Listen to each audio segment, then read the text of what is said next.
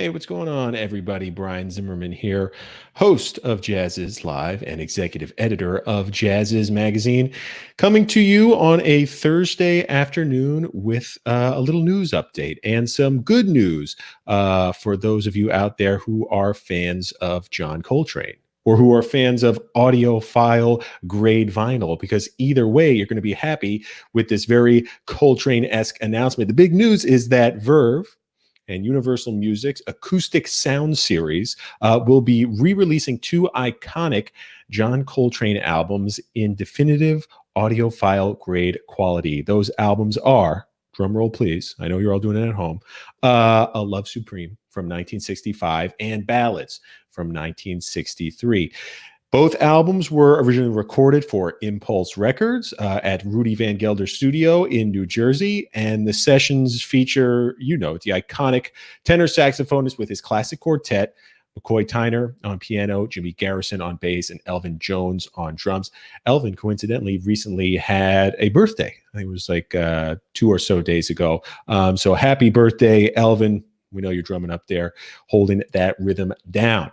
Anyway, these LPs are presented in stereo. And yeah, like I said, Coltrane fans, high-grade audiophile vinyl fans, you're going to want to check these out. This Acoustic Sound series launched not too long ago, August 28th of this year, with its inaugural releases of, let's see, what were the first two releases? Oh, Stan Getz and João Gilberto's landmark Getz Gilberto album, and Louis Armstrong meets Oscar Peterson. So those were the first two releases in this Acoustic Sound series.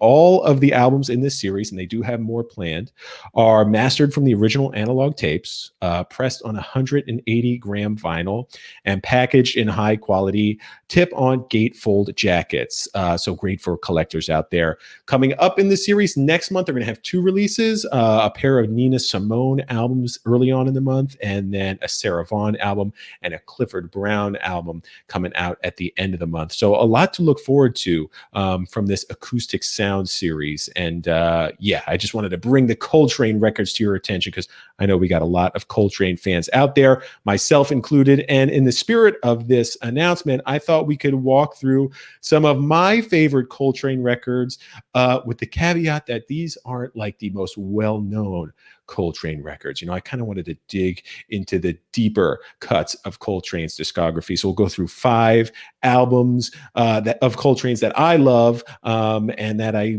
hope receive some wider recognition. As I'm going through this list, let me know what you think, and feel free to write in what your favorite Coltrane albums were. Again, I'm going for the deep cuts. So, we all know Giant Steps. We all know A Love Supreme. We all know my favorite things. Those aren't going to be in the list. Blue Train, not going to be in the list because I wanted to dive a little bit deeper into his discography and maybe turn some of you out there onto some new Coltrane recordings. So that said, we're going to get into this list. And like I said, please let me know what your favorite Coltrane recordings are, even if they're the big ones. I just want to hear from you. Anyway, first on the list is the album Coltrane. It is just called Coltrane. By the way, let me say before we get into this, I'm going in order of year they were recorded, right? Because Coltrane's discography did a lot of recording in kind of batches, and then the albums were released, throughout the years due to contract and stuff. So this is order of year recorded. First on the list is Coltrane, right, which was recorded for Prestige Records in 1957 and released in 1957. It is Coltrane's debut as a leader. It is called Coltrane. It was reissued later as the First Train, but this is 1957. So Coltrane, by this point, had some recognition from his time in the Miles Davis Quintet, but had yet to record Kind of Blue. Or Kind of Blue had yet to be released. That was 1959. So he was getting big. The buzz was growing. People knew that this Coltrane guy was someone to look out for, but he wasn't huge the way he was after Kind of Blue was released. It's got a couple of Coltrane originals on there, a couple of pop standards, as well as this cool take on the tune Time Was. Got Paul Chambers playing bass. Tootie Heath is on drums. Overall, it's a really great album. And, it's Coltrane's debut as a leader. So definitely one worth checking out, even though it doesn't get the mention that some of Coltrane's more famous albums do. But Coltrane from 1957, first on the list. All right, we'll move right on to the next album on the list, and that would be Coltrane's Sound. Now, this was recorded during the My Favorite Things session in 1960, but wasn't released until 1964 on Atlantic Records. First of all, that cover art. I mean, how cool is that? Just look at it. It was designed by an illustrator named Marvin Israel.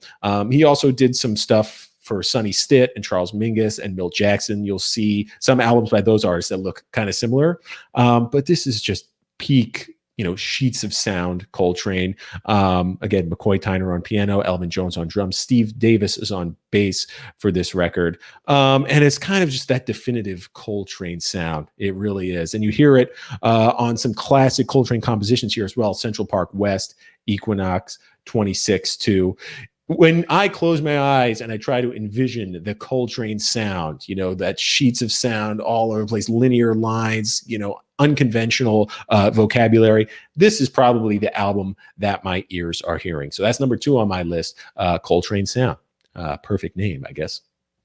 Number 3 on the list was recorded in 1961, and it is Africa Brass. Okay, so this was his 6th release on the Impulse label. He kind of found a home on the Impulse label. Some of his most iconic records were made under the Impulse banner. And Africa Brass, what can you say about it? It's kind of like a ragtag big band album. It's got 21 musicians on it, including Eric Dolphy, on reeds, Booker Little on trumpet, Freddie Hubbard on trumpet, Julian Priester on trombone, Reggie Workman on bass. One whole side of the album, one entire side of the album is this 16-minute composition, Africa, which was arranged by Eric Dolphy and Coltrane, and kind of tried to take that classic John Coltrane quartet sound with McCoy Tyner's piano voices and blow it up, expand it into a big band format. So, the album is kind of worth listening to just for that experiment alone. It's kind of the beginning of Coltrane's infatuation with this large ensemble, which we'll get to a little bit later. But the other side of the album, so the first side is this composition, Africa. The other side is this really hip take on Greensleeves. Coltrane trying to, again, capture the same magic that he did with My Favorite Things. He does for Greensleeves, and then another Coltrane composition called Blues Minor. It was, this is more or less modal jazz. So just a few chords, right, stretched out over time to give the instrumentalists a lot of room to explore. And it happened to influence a lot of minimalist classical composers who, like Steve Reich, think Philip Glass, composers who back then were kind of straddling the contemporary classical and jazz line. They took this kind of stretched out, just slowed down, explore these chords style, and ran with them to create kind of a new era of contemporary classical music. So hugely influential on the minimalist movement. That was number 3. Number 4 on my list, God, is one of my favorite albums just of all time. It is just so beautiful. It's John Coltrane and Johnny Hartman. Now this album, it's an interesting one because you wouldn't necessarily put these two musicians together. Johnny Hartman is a vocalist of like that classical baritone and Nat King Cole style, just had that rich, resonant, nice vibrato in his voice. He did happen to know John Coltrane from back in the Dizzy Gillespie days when both were kind of on the road with Diz. But this happens to be the only record that Coltrane made with a vocalist. And it's just beautiful. It's just beautiful. Again, you wouldn't put these two artists together necessarily because, like I said, Johnny Hartman had this very classical theatrical voice, and Coltrane, was, as you guys know, like emblematic of modern jazz, hyper modern jazz. But the pairing is perfect. It's kind of got that spicy sweet thing going on. The way they play together is interesting. They are not usually interweaving lines into each other. It's usually Johnny Hartman will sing the melody, and John Coltrane will play and kind of use some of Johnny's stylistic influences in his own improvising.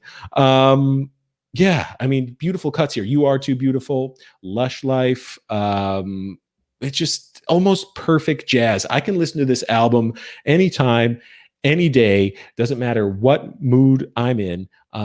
I just really love this album, and I feel like not too many people know about it. So please, after this live stream, drop what you're doing and go listen to John Coltrane and Johnny Hartman. It's an excellent album. That was number 4 on the list. Before we get to number 5, I'm going to let us hang in the suspense for a moment. I want to let you know about our current offer for Jazz's live viewers. You know, we're talking albums here. We mentioned the Acoustic Sound Series, which is 180 gram, premium vinyl. I'm talking to an audience who I know loves physical records, albums, right? Reading through the liner notes, taking out the disc, putting it on the platter. It's a great experience. Well, our fall 2020 issue, which is being mailed to subscribers this week, is all about the art of the album. Now, if you are a subscriber, like I said, you will be receiving this issue very, very soon. If you're not a subscriber, you can become one today. And look, we take all of the content from that print issue and digitize it and turn it into HTML stories that you can access online at any time from any device. You will need a digital subscription to make that happen. And right now we're offering a special subscription rate for just 99 cents per month for 3 months. You can unlock unlimited digital access to the site so you could read all of those art of the album stories, plus stories from previous print issues. 99 cents per month for 3 months. And we'll enroll you to receive a complimentary print issue when we mail our next issue this winter. Okay. And big announcement here. The theme for our winter issue is Jazz on Film. Jazz and film. So we're talking jazz scores, movies about jazz musicians, jazz documentaries. It's going to be a real cool issue. We're just kind of in the beginning stages of it now. But like I say, you sign up for that 3 months trial subscription right now, we'll enroll you to receive that winter issue when it's ready to roll out of the presses. Come December. Anyway, hey, we got some people saying hello to us. Smooth Jazz family. Hello to you too. Thanks for watching as always. All right. We are ready now to move on to the 5th and final album on my list of, again, Coltrane albums that I love, that I feel are not at the top of his discography, but definitely deserve wider recognition. And I'm going to end with Ascension. Okay, Ascension is the 5th album on my list. It was recorded in 1965 and released in 1966. So released a year before Coltrane's death in 1967. And wow, how do you explain it? I mentioned the large ensemble thing. So he's back in the large ensemble. It's free jazz. It's spiritual jazz. It's gospel jazz. It feels like a church service. It's, just striving to reach some other plane of consciousness. That's the only way to describe this album. It is a continuous suite. No breaks, 40 minutes of continuous music with, motifs that kind of start with a theme, and then really open up to improvised solos. No set chord structure or rhythm, really just musicians collaborating together to make beautiful spiritual music. The only direction that Coltrane gave to the soloists who appeared on this album was ascend, basically. The name of the album is Ascension. He wanted them to ascend. Just start, somewhere within yourself and crescendo. And again, try to reach some other plane of consciousness. And that is absolutely what you hear on this record. Coltrane doing that. Freddie Hubbard makes another appearance on this album. It was a pretty significant recording because it was released kind of at the beginning of the free jazz movement, when you think of like what Ornette Coleman was doing back in like the late 50s. But the stuff that Ornette Coleman was doing and Albert Ayler were doing, that was really kind of like small ensemble free jazz. That was the, format de rigueur of free jazz. And Coltrane just expanded that vision. How many people can I get to join into this collective consciousness at once? That was the experiment here. And it's really kind of a document of that communal ecstasy. So a really cool recording. It's not easy listening. This is not the Coltrane that you'll hear on the radio, but definitely a Coltrane album worth having in the discography. So that was my list of 5 deep cut John Coltrane albums, if you were. Some of my favorites that, again, I hope I turned you on to. It's just one man's opinion. Take it or leave it. And if I had the room, I would have added maybe either the Coltrane and Duke Ellington album. They had a wonderful collaboration. Olé, Coltrane Plays the Blues, the Avant-Garde, The Cats, that Tommy Flanagan record. Again, these are lesser known Coltrane albums, but really you pick any Coltrane album and you can't go wrong. That'll do it for my list. Again, I would love to hear what you have to say, your favorite Coltrane albums, even if they are the marquee albums. Let me know. And yeah, that'll do it for today's episode. I hope you enjoyed watching. If you like this content, please follow us on Facebook, follow us on Twitter, follow us on YouTube, subscribe to us on YouTube, click the notification button so you know whenever we are going live. That'll do it for today's episode. Thanks for watching, everyone. I'm Brian Zimmerman. See you next time.